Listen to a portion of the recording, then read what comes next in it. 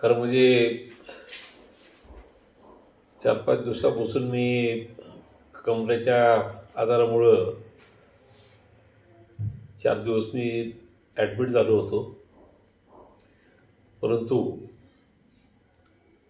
शेतकऱ्यांचं या सगळ्या विषयावर आणि त्यातले त्यात काल 2800 रुपये भाव परवाशी डिक्लेअर केला, त्यामुळं मी सुद्धा व्यक्तिशः व्यतीत झालेलो आहे.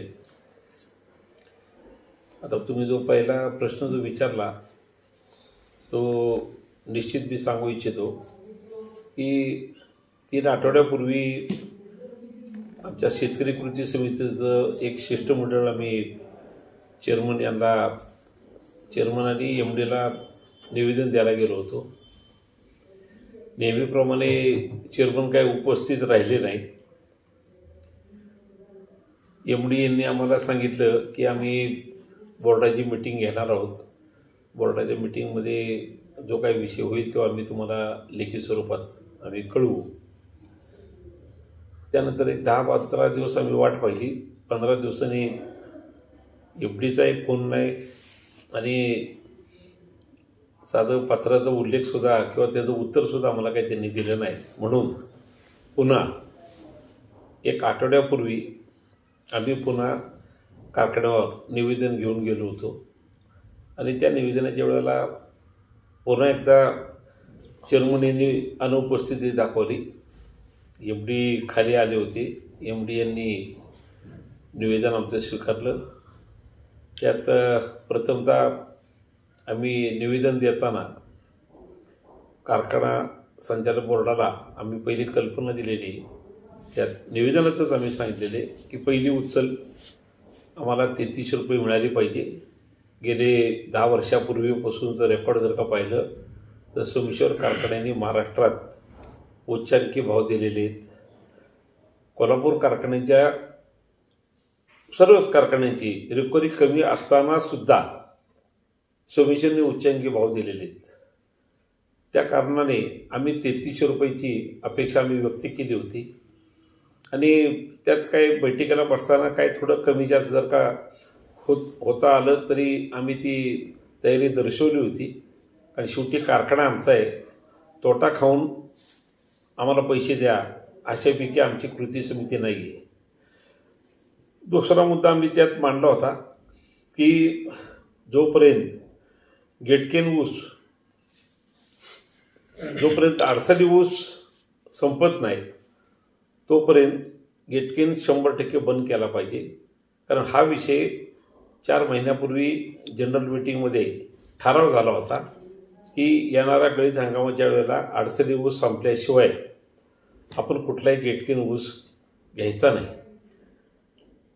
जनरल मीटिंगचा ठरावसुद्धा त्यांनी वाऱ्यावर सोडला आणि गेटकेन ऊस जवळजवळ 70-80 हजार टन गेटकेन ऊस त्यांनी आणलेला आहे.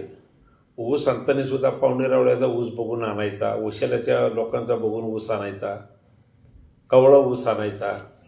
अशा पद्धतीने चेअरमन MD संचालक मंडळसुद्धा त्याला तसंच साथ देते असं निश्चित मी म्हणेल. तर ह्यालासुद्धा पायपून बसला पाहिजे अशा पद्धतीने निवेदनात आम्ही उल्लेख केला होता की जो प्रकार गेल्या वर्षी सभासदांचा हाल केलं होतं तसा हाल होऊ नये आणि हे आम्ही निदर्शनास आणून दिलं होतं. आणि आजही मी सांगू इच्छितो की आज अखेरसुद्धा सोमेश्वर कारखान्याच्या सभासदांचा 1/7 ते 31/7 अंदाजे 3 ते 4 हजार एकर ऊस अजून राहिलेला आहे.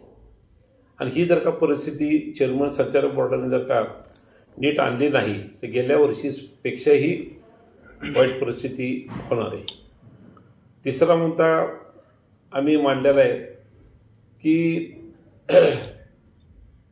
जो आता कोजन जी चालू झालेला आहे त्या कोजनमध्ये आज अखेर आपल्याला फार मोठा तोटा झालेला आहे. तर तो तोटा भरून काढण्याच्या दृष्टीने तुम्हाला प्रयत्न केले पाहिजेत आणि चुकीच्या माहित्या तुम्ही देत जाऊ नका.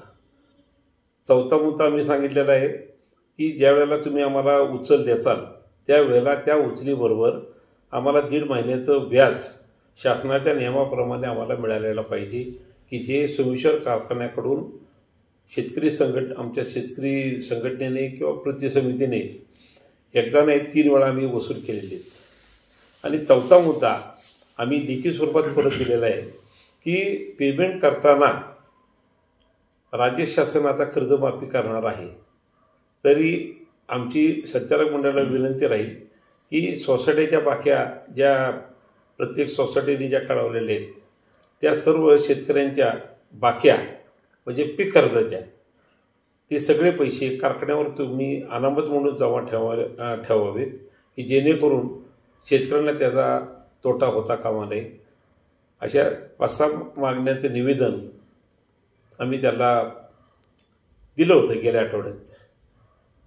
4-5 दिवस मी आजारी असल्याने मी पुण्यात ॲडमिट झालो होतो, परंतु मला शनिवारी पुण्यात मला कळालं की आपले लोकप्रिय नामदार अजितदादा बारामतीला संध्याकाळी येणार आहेत आणि रविवारपर्यंत तिथं थांबणार आहेत.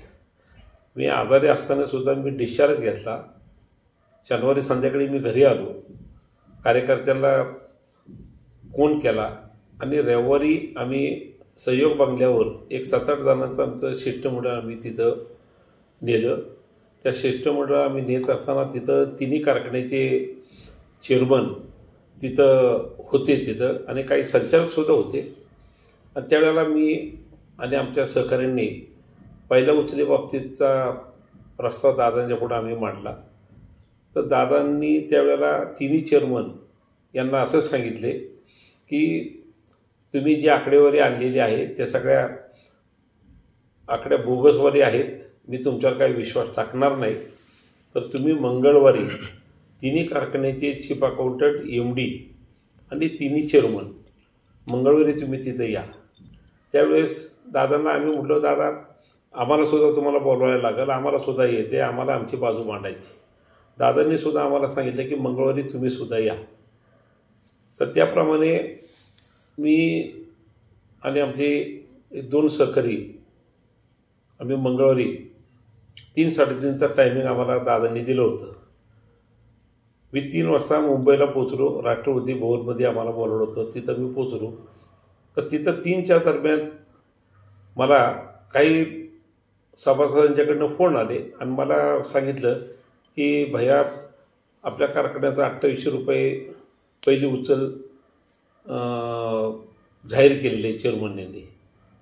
आता खरं म्हणजे मी सुद्धा एकदम चाट पडलो, हादरलो मी की बाबा परस्पर हा कसा काय 2800 रुपये भाव जाहीर केलेला आहे. मग 3:30-4:45ला दादांची आमची बैठक झाली. मी दादाला विचारलं, दादा तुम्ही भाव डिक्लेअर केला, आत्ता मला अशी माहिती मिळाली. त्याच्यावर दादांनी मला असं सांगितलं की सतीशराव तिन्ही चेअरमनची कागदपत्रं मी तिन्ही कारखान्याची कागदपत्रं बघितलेली आहेत काय, आणि एकंदरीत कारखान्याची आपल्या सोमेश्वर कारखान्याची कागदावर मी जी परिस्थिती पाहिली त्याच्यावर मी निर्णय असा घेतला आहे की 2800 रुपयाच्या वर देण्यात काही अर्थ नाही आहे. कारण उद्या कारखाना अडचणी जर का गेला तर सामोरे मला जायला लागणार आहे आणि ह्या 1.5 वर्षात बाकीच्या कामामुळं मला लक्ष देता आलं नाही. परंतु चेअरमन ह्यांनी नैतिकता बघून ज्या त्या वेळेला त्या माहित्या देणं गरजेचं होतं, त्या माहित्या काय त्यांनी मला दिल्या नाहीत. आणि आत्ता मी सगळं ते बघितल्यानंतर कागदपत्र बघितल्यानंतर आता मी बाकीचे डिटेल मी काही तुम्हाला सांगू इच्छित नाही, पण कारखान्याची मी आकडेवारी बघितल्यानंतर मी निर्णय घेतला की 2800 रुपये पहिली उचल तुम्ही द्या. आता दिल्यानंतर मी त्यांना म्हटलं ठीक आहे. मला म्हटले तुम्ही हे करणार आहे का, आंदोलन वगैरे करणार आहे का. तर मी म्हटलं शेवटी काय आंदोलन करायचे काय हौस मला नाही आहे किंवा आमच्या कृती समितीला नाही आहे. दादा मी गेल्यानंतर आमच्या कृती समितीचे सर्व सदस्य आणि ज्या ज्या लोकांची सभासदांची उसं गेलेली आहेत मी त्यांना पेपरच्या माध्यमातून मी त्यांना आवाहन करून मी माझ्या गावात एक बैठक बोलावणार आहे. त्या बैठकीमध्ये ज्या त्या सभासदाला कोणाला काय भावना त्यांच्या व्यक्त करायच्यात ते करतील आणि सगळ्यात मिळून जो काही निर्णय होईल त्याप्रमाणे मला किंवा आमच्या कृती समितीला चालावं लागेल. पण आमची विनंती दादा, ह्यात काही तुम्हाला बदल करता आला तर थोडंसं बघावा.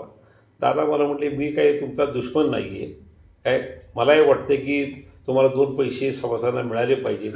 परंतु सतीशराव, कागदपत्र जर का पाहिली तर तुम्हीसुद्धा मी जो काही निर्णय घेतला आहे त्या पद्धतीने तुम्हीसुद्धा निर्णय घ्यायचा.